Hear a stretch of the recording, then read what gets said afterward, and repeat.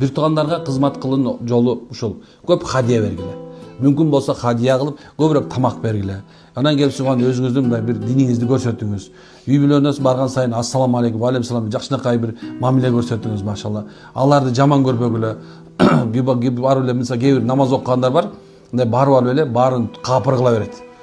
Баардыгын эле субханалла жанагындай бир такырып өзү эле бейишке кирет, калган баарын тозок кирчидей кыла берет да. Андай кылбагыла. Аларга да субханалла бейиш менен сүйүнчүлөгүлө. Мисалы алса пайгамбар саллаллаху алейхи вассалам туура намаз бул парз, мойнуна алган болбойт. Бул жөнүндө сөз кылган жок. Бул намаз парз. Окубасаң күнөөкөр болосуң.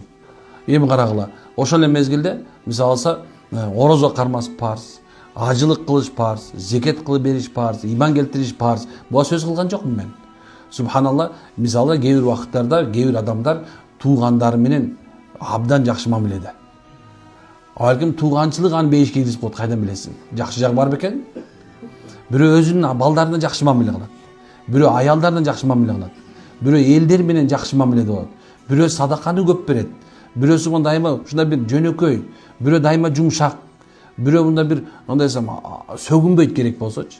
Жакшы амал аны канча даражага жеткенин кайдан билесиң, туурабы? Ошон үчүн туугандарыңарга дайыма жакшы мамиле кылгыла. Аларды чакырып тургула. Алардын кемчилигин айтпагыла. Эгерде сага жаманчылык кылып атса дагы, сен ага жакшылык кыла бергин.